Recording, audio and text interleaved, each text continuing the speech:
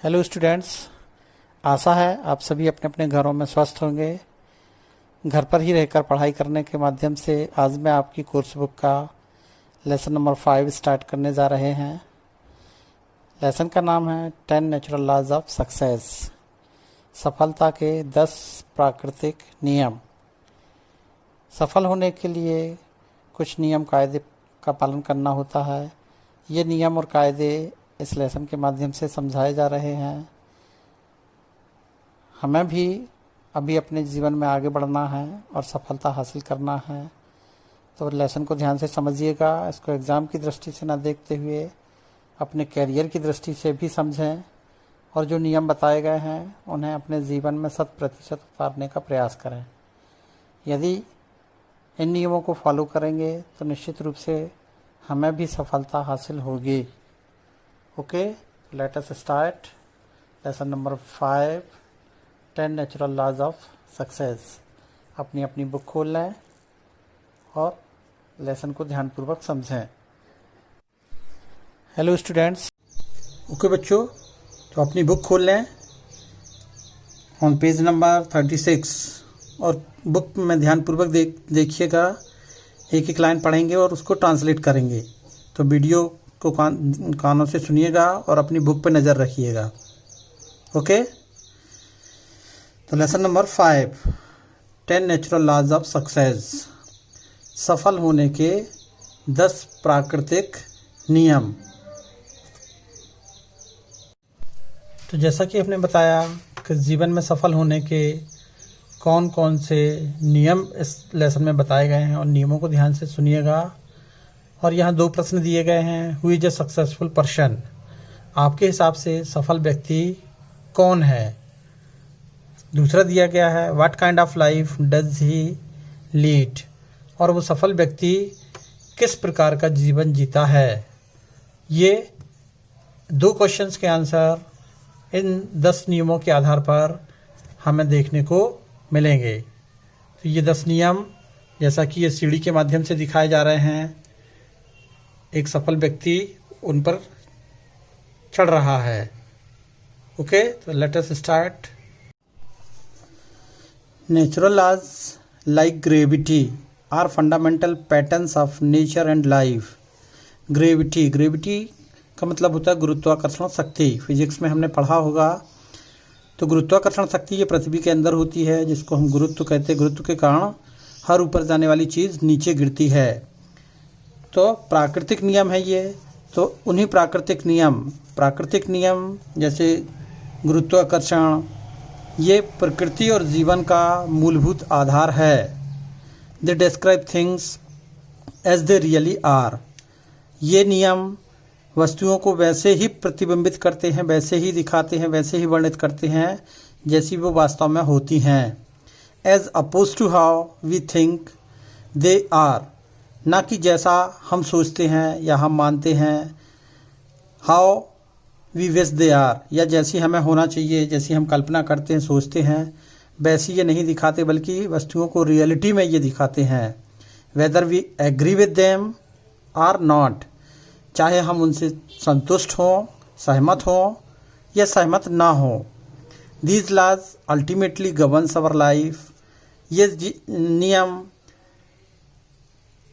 हमारे जीवन को भी किसी न किसी रूप में शासित करते हैं, चलाते हैं। And operate independent of our awareness और विशेस, और हमारी चेतनाओं और इच्छाओं से निरपेक्ष रूप से कार्य करते रहते हैं।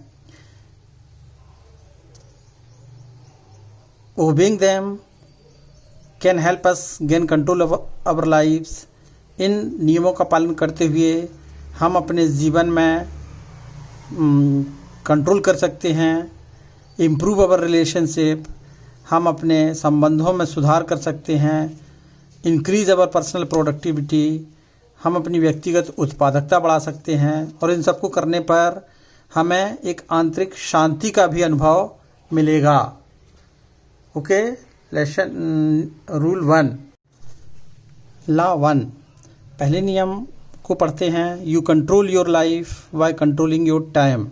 यहाँ राइटर बता रहा है कि हमें अपने जीवन को यदि शासित बनाना है, हमें अपने जीवन को अनुशासित बनाना है, सही तरीके से जीने का जीवन बनाना है, तो सबसे पहला नियम है कि हमें अपने समय पर नियंत्रण करना सीखना होगा। You control your life by controlling your time.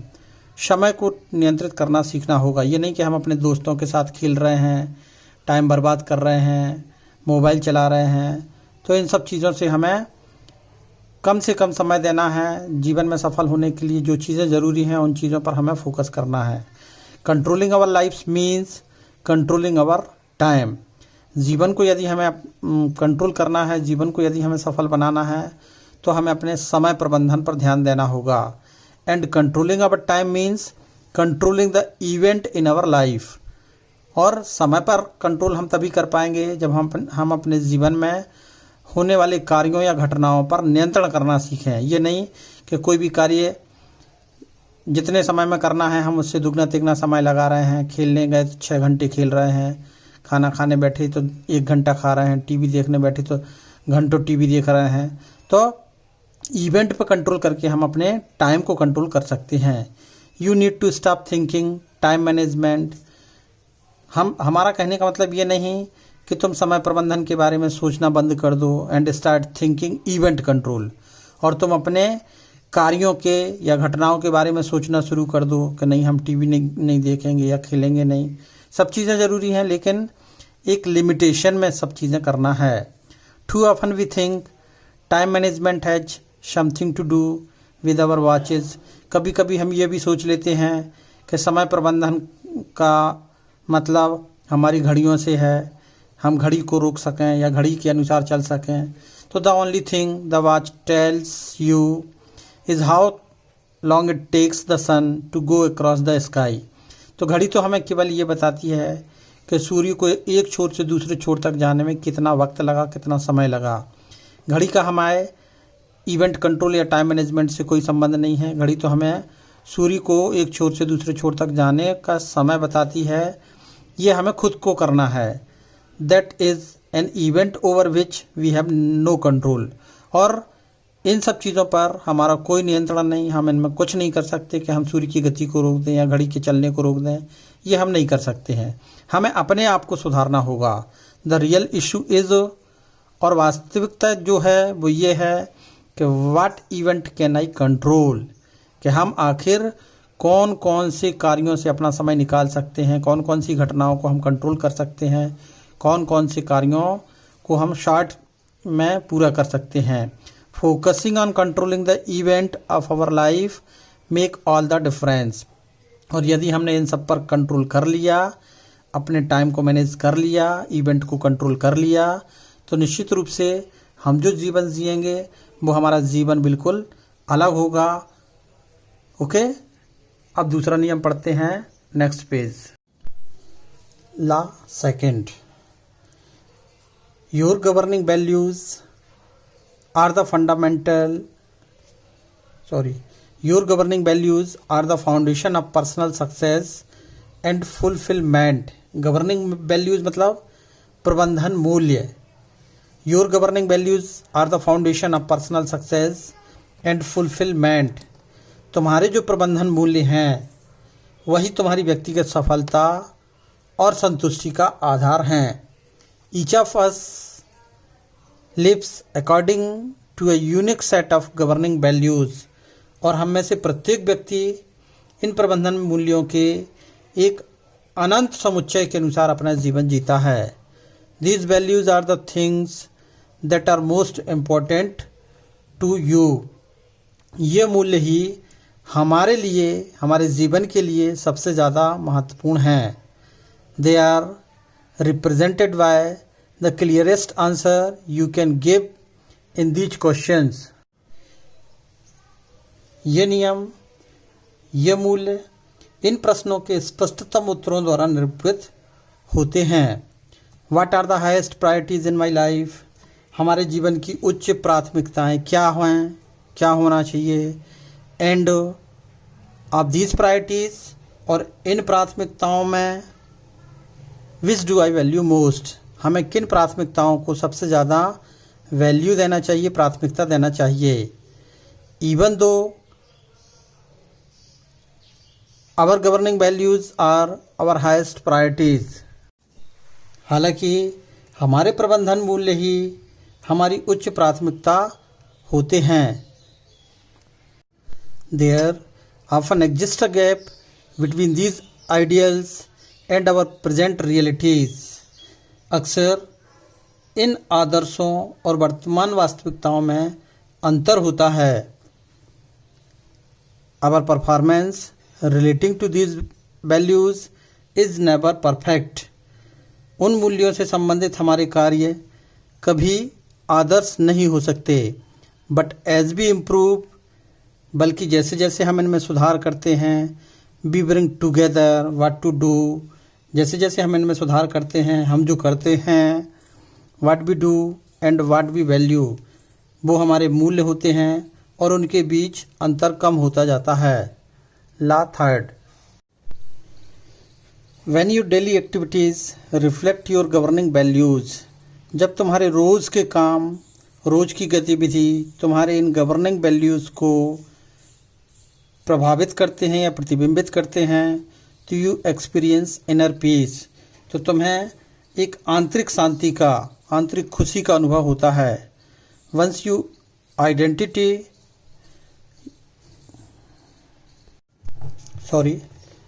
Identify your governing values, यदि आपने इन गवर्निंग वैल्यूज़ को, इन मूल्यों को एक बार पहचान लिया, तो you must do something about them, तो निश्चित रूप से तुम इनके बारे में कुछ अलग कर पाओगे। Your values must find expression as measurable and achievable long range and intermediate goals. तो तुम्हारे ये मूल्यों को नापने योग्य और प्राप्त करने योग्य दूरगामी और मध्यम लक्ष्यों के रूप में अभिव्यक्त होना चाहिए, which can then be translated into daily tasks that will move you toward their achievement, जिन्हें फिर उनकी प्राप्ति के लिए दैनिक कार्यों में परिवर्तित किया जा सके। As you concentrate your time, यदि आप अपने समय एंड एनर्जी और ऊर्जा या शक्ति पर कंसंट्रेट करोगे ऑन अचीविंग टास्क, उस सौंपे गए कार्य को क्रियान्वित करने में, उसको करने में, that have real meaning in your life, जो तुम्हारे जीवन का वास्तविक केंद्र बिंदु होगा, वास्तविक लक्ष्य होगा। You become more productive and achieve inner peace, और ऐसा सोचकर तुम उस कार्य को ज़्यादा अच्छे तरीके से, प्रभावी तरीके से कर पाओगे और कार्य अच्छा होगा, सफल होगा, तो निश्चित रूप से तुम्हें आंतरिक शांति का अनुभव होगा, a sense of fulfilment and unity, और आंतरिक शांति के अनुभव के साथ तुम्हें एक उपलब्धि और एकता की भावना का भी एहसास होगा। ला फोर्थ बहुत ही इम्पोर्टेंट है बच्चों। चौथे नियम में ये बताया गया है कि टू रीच एनी सिग्निफिकेंट गोल, हमें अपने लक्ष्य तक पहुंचने के लिए, जो लक्ष्य हमने तय कर रखा है, जो गोल, जो एम हमने तय कर रखा है कि हमें बड़े होकर ये जॉब करना है, ये बिज़नेस करना है, तो जो भी हमारा लक्ष्य है, उस लक्ष्य तक हमें पहुंचने के लिए you must leave your comfort zone, उस लक्ष्य को पाने के लिए हमें अपने आराम क्षेत्र को त्यागना होगा। ये नहीं कि खाए पिए और सो रहे हैं, खेल रहे हैं, ठीक है, तो ये सब चीज़ें तो ज़िंदगी डली है, करते रहेंगे अपन सोने का काम। तो सबसे पहले हमें आराम क्षेत्र को त्यागना होगा। एक्सटर्नल और physical comfort zone are easy to understand, और ये आराम क्षेत्र कौन कौन से होते हैं ये इस नियम में बताए गए हैं। तो उन आराम क्षेत्रों में बाह्य आराम क्षेत्र और फिजिकल आराम क्षेत्र को त्यागना तो बहुत आसान होता है, but they are by no mean the only type of comfort zone we have. लेकिन केवल ये ही आराम क्षेत्र नहीं होते हैं, और भी बहुत सारे आराम क्षेत्र होते हैं जो हम अपने बॉडी के अंदर विकसित कर लेते हैं।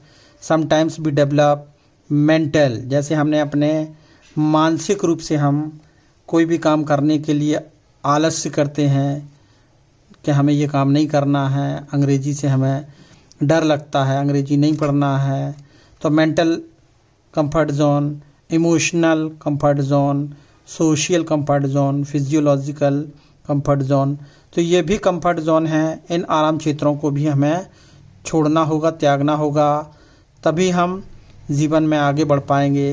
This can be much more difficult to leave than our physical comfort zone.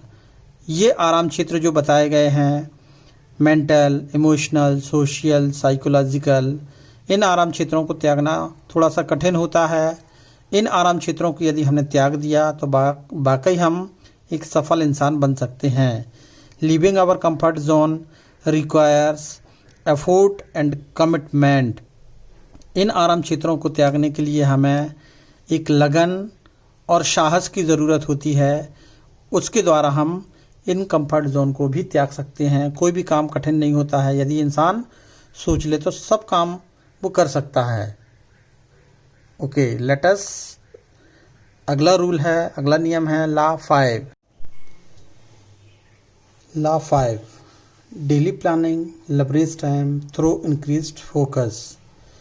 Daily planning से मतलब है रोज़ के जो काम कर रहे हैं हमें उनको प्लानिंग से करना चाहिए कि इतने बजे हमें सो के उठना है, इतने बजे ब्रेकफास्ट लेना है, इतने बजे स्कूल जाना है, इतने बजे स्कूल से लौट कर आकर पढ़ाई करना है, इतने बजे से इतने बजे तक मैथ्स पढ़ना है, इतने बजे से इतने बजे तक इंग्लिश पढ़ना है। तो ये प्लानिंग से यदि हम कार्य करेंगे तो ये हमारे लिए बहुत अधिक समय को हमें उपलब्ध करा सकते हैं। Daily planning leverage time through increased focus. Daily planning अतिरिक्त फोकस के कारण समय को प्रभावित करने की क्षमता रखता है। Investing a little time in certain activities can free up time through the rest of the day. दिन भर करने वाले कार्यों में से यदि हम थोड़ा थोड़ा समय निकालेंगे तो दिन के अंत में हमें बहुत अधिक समय मिल सकता है और उस समय का हम कहीं भी सदुपयोग कर सकते हैं। A daily planning session can act as a time label। Daily के कार्यों को करने की प्लानिंग यदि हम करेंगे तो वो हमारे लिए एक टाइम लेवल का काम करेगा। द कास्ट इज स्मॉल, भले ही ये छोटा हो, only 10 to 15 minute a day. भले ही यदि डेली प्लानिंग से करके हम दिन के अंत में 10-15 मिनट भी यदि हम बचा पा रहे हैं तो ये 10-15 मिनट भी हमारे लिए बहुत काम के रहेंगे। But you will enjoy many benefits all day.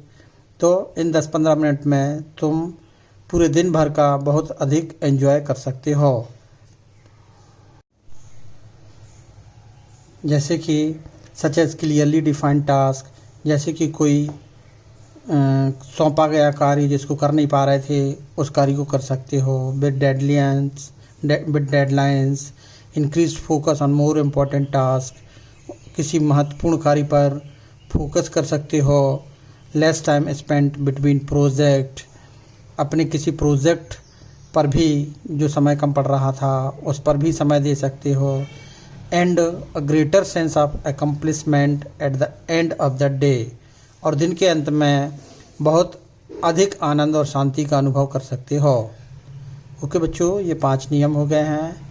6वें नियम से लेकर 10वें नियम तक का दूसरा पार्ट मैंने तैयार किया है, उसको देख के आप लेसन को पूरा कवर कर सकते हैं। ओके, तो ध्यान से सुनिएगा, लेसन को समझने का प्रयास कीजिएगा, अपनी बुक सामने रखकर वीडियो को अंत तक पूरा सुनें।